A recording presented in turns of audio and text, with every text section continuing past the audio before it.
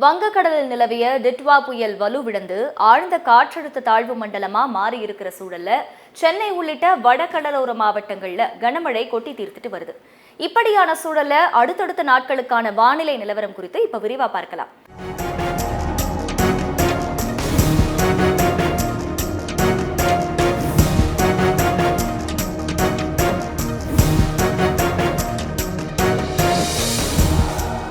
நாளைக்கான வானிலை நிலவரம்னு பார்க்கும்போது தமிழகத்தின் ஓரிரு இடங்கள்லையும் புதுவை மற்றும் காரைக்கால் பகுதிகளிலையும் இடி மின்னலுடன் கூடிய லேசானது முதல் மிதமான மழை பெய்யக்கூடும். 3ஆம் தேதி முதல் 5ஆம் தேதி வரை தமிழகத்தின் ஒரு சில இடங்கள்லையும் புதுவை மற்றும் காரைக்கால் பகுதிகளிலையும் இடி மின்னலுடன் கூடிய லேசானது முதல் மிதமான மழை பெய்யக்கூடும்னு சொல்லப்பட்டிருக்கு. அதே 6ஆம் தேதின்னு பார்த்தா தமிழகத்தின் ஒரு சில இடங்கள்லையும் புதுவை மற்றும் காரைக்கால் பகுதிகளிலையும் லேசானது முதல் மிதமான மழை பெய்யக்கூடும். 7ஆம் தேதிக்கான வானிலை நிலவரம்னு பார்க்கும்போது தமிழகத்தின் ஓரிரு இடங்கள்லையும் புதுவை மற்றும் காரைக்கால் பகுதிகளிலையும் லேசானது முதல் மிதமான மழை பெய்யக்கூடும்.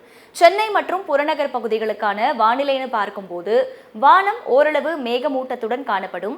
நகரின் ஒரு சில பகுதிகளில் இடி மின்னலுடன் கூடிய மிதமான மழை பெய்ய வாய்ப்பு இருக்கு. அதிகபட்ச வெப்பநிலை 28 முதல் 29 டிகிரி செல்சியஸை ஒட்டியும் குறைந்தபட்ச வெப்பநிலை 24 முதல் 25 டிகிரி செல்சியஸை ஒட்டியும் இருக்கக்கூடும்.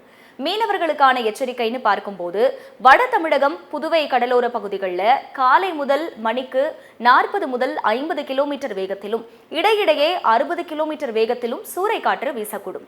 தென் தமிழக கடலோர பகுதிகள் குமரிக்கடல் மற்றும் மன்னார் வளைகுடா பகுதிகள்னு பார்க்கும்போது காலை முதல் மணிக்கு 40 முதல் 50 கிலோமீட்டர் வேகத்திலும் இடையிடையே 60 கிலோமீட்டர் வேகத்திலும் வீசக்கூடும். ஆழ்கடல் மீனவர்கள் மேற்குறிப்பிட்ட நாட்கள்ல இந்த பகுதிகளை தவிர்க்குமாறு அறிவுறுத்தப்பட்டிருக்காங்க. தினசரி துல்லியமான வானிலை செய்திகளை தெரிஞ்சுக்க நியூஸ் தமிழை சப்ஸ்கிரைப் பண்ணிக்கோங்க.